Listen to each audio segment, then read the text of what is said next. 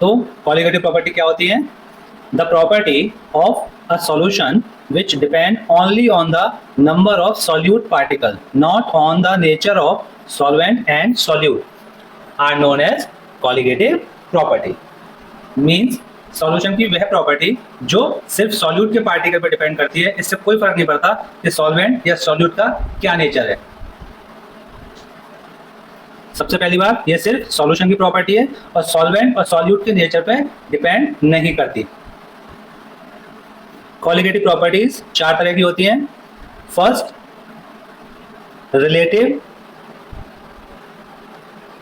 Lowering in vapour pressure, जिसे short में हम क्या कहते हैं, RLVP। पहली कॉलिगेटिव प्रॉपर्टी क्या है? Relative lowering in vapour pressure. Second property है एलिवेशन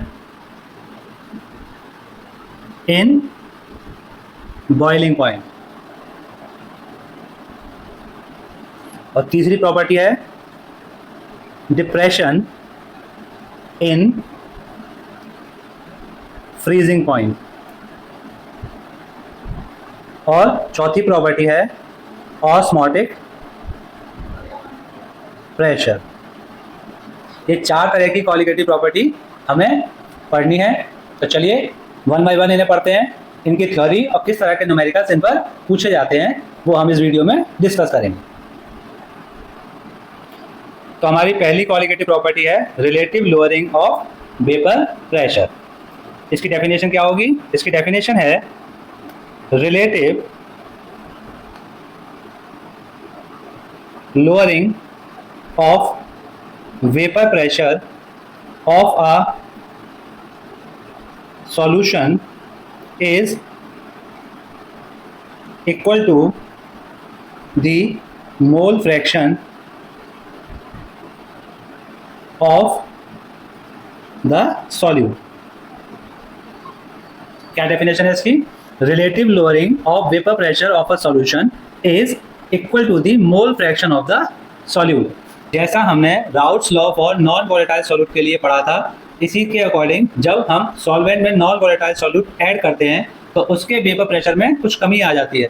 इस कमी को ही हम क्या कहते हैं? Relative lowering in vapour pressure. और यही relative lowering of vapour pressure solute के मोल फ्रैक्शन के बराबर होती है। तो इसका फॉर्मूला क्या हो जाएगा? रिलेटिव लोअरिंग वेपर प्रेशर क्या होता है? P0A minus PS upon P0A। Routes law for non volatile solute में हम इसे ऑलरेडी पढ़ चुके हैं। तो relative lowering of vapour pressure क्या होता है? P0A minus PS upon P0A, जो किसके बराबर हो जाएगा? Mole fraction of solute. ये फॉर्मूला होता है किसका? Relative lowering in vapour pressure, where P0A minus PS क्या होता है? लोअरिंग इन वेपर प्रेशर, और P0A minus PS upon P0A किसके बराबर होता है? Relative lowering in vapour pressure, और काई भी क्या है?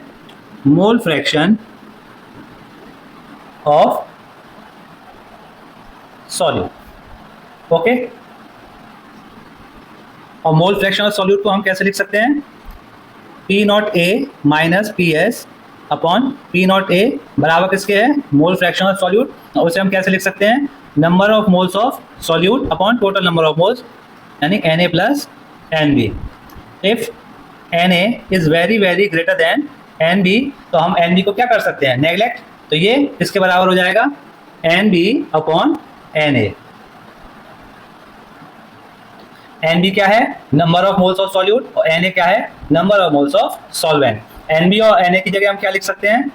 Wb upon Mb, Wa upon Ma।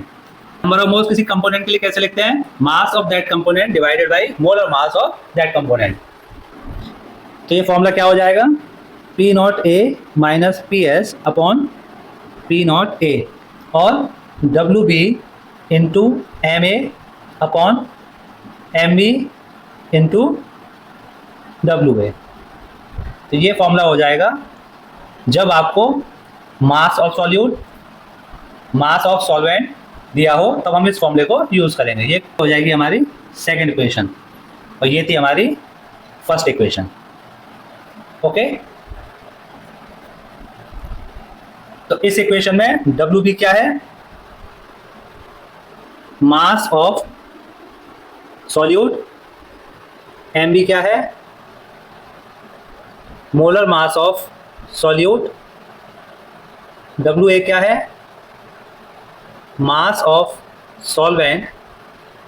और MA क्या है? Molar mass of solvent. Clear? इस पर क्वेश्चन देख लेते हैं। क्वेश्चन है the vapour pressure of pure water at 20 degree centigrade is 17.5 mmHg. A solution of sucrose is prepared by dissolving 68.4 gram of sucrose in 1000 gram of water. Calculate the vapor pressure of the solution. तो क्या क्या given है हमें? पहले given लिख लेते हैं। Given है सॉल्यूट क्या है इसमें? सुक्रोज। तो मास ऑफ सॉल्यूट यानी WB कितना दिया है? 68.4 ग्राम। और molar mass of solute, solute क्या है? सुक्रोज यानी MB। तो सुक्रोज का मोलर मास क्या होता है?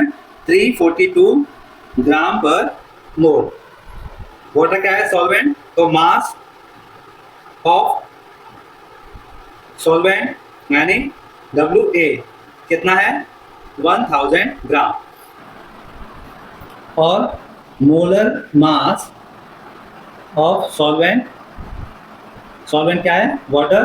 तो वाटर का मोलर मास कितना होता है? 18 ग्राम पर मोल।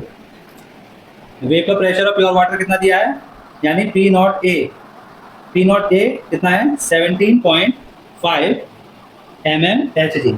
और हमें क्या कैलकुलेट करना है? PS, vapour pressure of solution हमें कैलकुलेट करना है। तो इसके लिए फॉर्मूला क्या यूज करेंगे हम? P0A minus PS upon P0A equals to WB into MA upon MB into WA। P0A कितना है? 17.5। PS हमें कैलकुलेट करना है, ये भी कितना है? 17.5। WB कितना है? 68.4। 68.4 MA है, वाटर का 18। और MB कितना है? MB हो जाएगा 342 और WA कितना हो जाएगा? 1000 ग्राम। इसको कैलकुलेट करेंगे तो PS की वैल्यू कितनी आ जाएगी? 17.43 mmHg। ये हो जाएगा हमारा answer. Okay, second colligative property है elevation in boiling point. Boiling point क्या होता है? किसी लिक्विड का बॉइलिंग पॉइंट वो टेम्परेचर होता है जिस पर लिक्विड बॉयल होना स्टार्ट हो जाता है, या हम ये भी कह सकते हैं कि जिस टेम्परेचर पर लिक्विड की सरफेस का प्रेशर एटमॉस्फेयर के प्रेशर के इक्वल हो जाए उस टेम्परेचर को लिक्विड का बॉइलिंग पॉइंट कहते हैं। ओके, जब हम किसी लिक्विड में नॉन वोलेटाइल सॉल्यूट डिसॉल्व करते हैं तो उस लिक्विड का बॉइलिंग पॉइंट थोड़ा बढ़ जाता है। नॉन वोलेटाइल सॉल्यूट ऐड करने से बॉइलिंग पॉइंट जो इंक्रीज होता है उसी को हम एलिवेशन इन बॉइलिंग पॉइंट कहते हैं। तो हम एलिवेशन इन बॉइलिंग पॉइंट को कैसे डिफाइन कर सकते हैं? इसकी डेफिनेशन होगी for a dilute solution the elevation in boiling point is directly proportional to the molality of the solution. किसी लिक्विड में नॉन वोलेटाइल सॉल्यूट ऐड करने से उसके टेम्परेचर में क्या होता है? इंक्रीमेंट हो जाता है। उस इंक्रीमेंट को हम क्या कहते हैं? Elevation in boiling point. और ये elevation in boiling point directly proportional किसके होता है? मोलैलिटी ऑफ द सॉल्यूशन के। तो इसके लिए फॉर्मूला क्या हो जाएगा? Delta TV. डेल्टा टीवी क्या है? Elevation in boiling point. और ये डायरेक्टली प्रोपोर्शनल किसके है? मोलैलिटी के। प्रोपोर्शनलिटी कांस्टेंट हटाने पे क्या हो जाएगा? इसे कैसे लिख सकते हैं? डेल्टा टीवी बराबर होगा किसके? KB into N. ये हो जाएगी हमारी equation elevation in boiling point के लिए। ये है इक्वेशन 1। इक्वेशन 1 में हम मोलैलिटी की जगह क्या लिख सकते हैं? मोलैलिटी का फॉर्मूला क्या होता है? m equals to W B into 1000 upon M B into W A. W B क्या है? Mass of solute. M B क्या है? Molar mass of solute. W A क्या है? Mass of solvent. तो एम की वैल्यू इक्वेशन नंबर लिखने पर क्या हो जाएगा? Delta T B equals to K B into W B into 1000 upon M B into W A. ये हो जाएगा एलिवेशन इन बॉइलिंग पॉइंट के लिए दूसरी इक्वेशन। तो पहली इक्वेशन का यूज करेंगे जब आपको मोलैलिटी ऑफ द सॉल्यूशन दी हो, और सेकंड इक्वेशन का यूज करेंगे जब आपको मास ऑफ सॉल्यूट और मास ऑफ सॉल्वेंट क्वेश्चन में दिया होगा। क्लियर? केबी को हम क्या कहते हैं? केबी को हम कहते हैं molar elevation constant. Molar elevation constant क्या होता है? इसे हम कहते हैं के बी। और के बी को हम कैसे डिफाइन कर सकते हैं? It is the elevation in boiling point for 1 molar solution. अगर किसी सॉल्यूशन की मोलैलिटी यूनिटी है या 1 है तो के बी किसके बराबर हो जाएगा? Elevation in boiling point. If M equals to क्या है? 1, तो डेल्टा टी बी किसके बराबर हो जाएगा? के बी के। क्लियर? डेल्टा टी बी को और कैसे लिख सकते हैं? डेल्टा टी बी बराबर होगा T B minus T B naught. T B क्या है? टेम्परेचर ऑफ सॉल्यूशन, और टी बी नॉट क्या है? Temperature of pure liquid. और केबी की यूनिट क्या होती है? यूनिट ऑफ केबी क्या होती है? डिग्री सेंटीग्रेड पर मोलर और केल्विन पर मोलर या केल्विन किलोग्राम पर मोल। इस पर न्यूमेरिकल कैसे पूछा जा सकता है? क्वेश्चन देखते हैं। क्वेश्चन है the boiling point of solution containing 50 gram of a non volatile solute in 1 kilogram of solvent is 0.5 degree higher than that of the pure solvent. 0.5 degree है, इसका मतलब हमें क्या दिया हुआ है? एलिवेशन इन बॉइलिंग पॉइंट दिया हुआ है। पूछा क्या है हमें? Determine the molar mass of the solute. Given क्या क्या है? मोलर मास ऑफ सॉल्वेंट जो कि 78 ग्राम पर मोल है, और केबी फॉर सॉल्वेंट हमें कितना दिया है? 2.53 केल्विन किलोग्राम पर मोल। तो गिवन क्या क्या है? सबसे पहले गिवन लिखते हैं। गिवन है mass of solute W B कितना दिया है? 50 ग्राम। और क्या दिया है हमें? मास ऑफ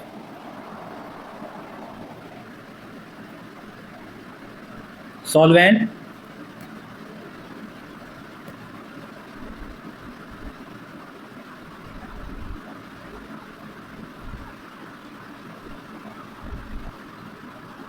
और क्या गिवन है? Mass of solvent W A कितना दिया है? 1 किलोग्राम।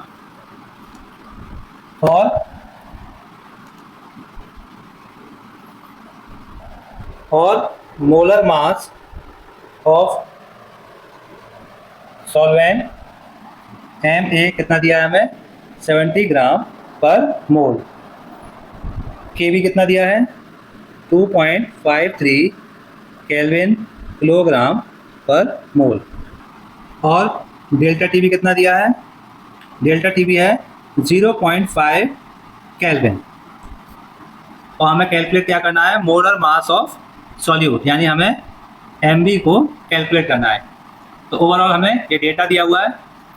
इस डेटा को हम किस में पुट करेंगे? अब फॉर्मूला में। फॉर्मूला क्या होता है? Delta T B equals to K B into W